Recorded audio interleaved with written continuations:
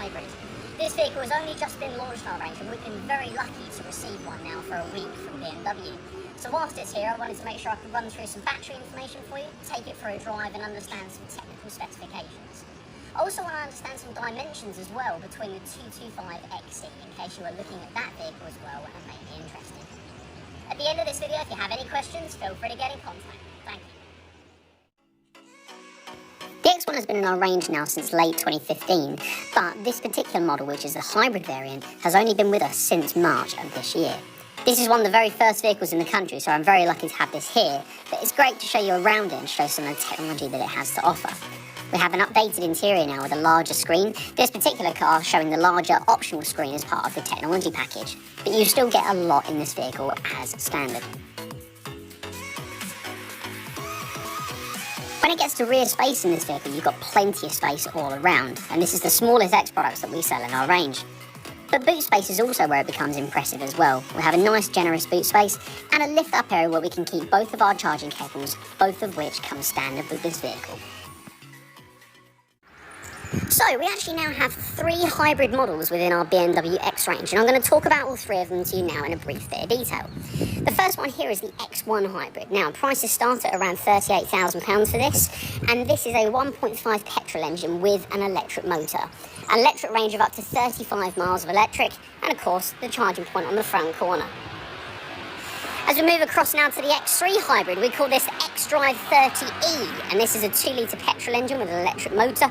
An electric range of up to 34 miles, and prices start at around £48,000. Charging point just there.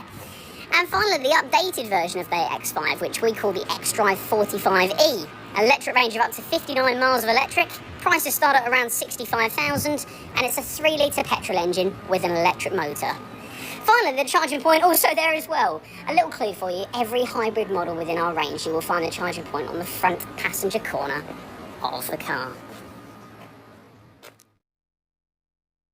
By looking at and comparing these vehicles, firstly I just want to mention the electric ranges, which will cover most average daily commutes, but also charging times are also very reasonable as well, either from a house plug or from an AC connection.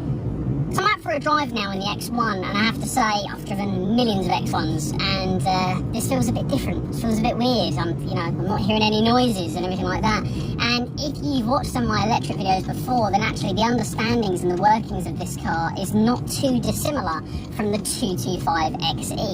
And then, of course, later on in this video, I am just going to go through some size comparisons to that car, because a lot of people on the internet are comparing the 2 vehicles. So, in terms of understanding the actual ways that this vehicle drives, same as most of the vehicles that are hybrid within our range, we have an eDrive button located down here, and that allows us to go between the 3 different modes. Now I'm going to explain those just for people that haven't watched this before. Auto eDrive is the first mode that you're going to see, and then you're also going to see a mode which is of course Max eDrive, and then one which is called battery control, or save as some people also call it. So, auto eDrive, depending on how hard I press the accelerator, it's going to decide whether it wants to be electric or petrol. Obviously the harder I press the accelerator, it's going to of course be more towards the 1.5 petrol engine in this car. Then, of course, the Max eDrive is going to be something a little bit different. It's going to be the most amount of electric possible in this car, okay? And then the save function is going to effectively operate like a normal 1.5 petrol version X1. And then, from that side of things, that allows us to then save our electric for a later journey if we wish to do so. Now, looking around the cabin here, this is, of course, the smallest X product in the range. We could very easily house 4 people in the car. Of course, the middle seat just there, of course, depending on the size of the person, that's seen as an emergency 5th seat. But what I would say is a family vehicle, this is a very nice size and very nice battery range as well, up to, of course, 35 miles of electric from a 10 kilowatt hour battery, so very impressive.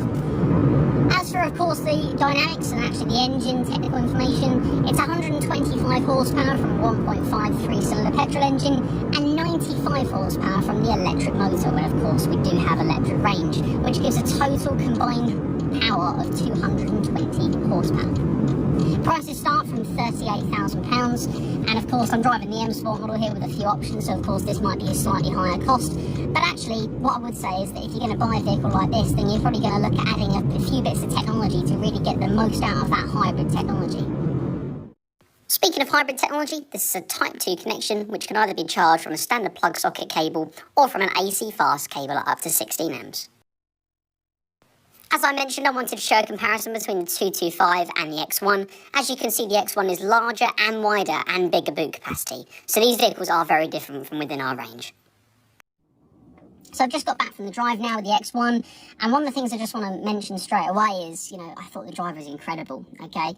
This is the smallest X product that we sell in the range, and it's about kind of understanding that, if we can offer a hybrid variant on the smallest X product, then actually straight away people aren't going to have to spend huge amounts of money with us just to get that hybrid variant. And as I mentioned in the video earlier on, we are actually, we have an X1, X3 and X5, and I haven't yet mentioned we will be seeing the X2 hybrid any minute now. We have just communicated it and launched it, so as soon as we have one of those here, I'll be doing a video as soon as I can. That'll be for the people that want something of this size but slightly more sleeker and sportier with that kind of coupe roofline. And then also there's some great technology available as well. As standard, we do get a larger navigation screen now than what we're used to with previous X1s, since the X1 was facelifted around 6 months ago.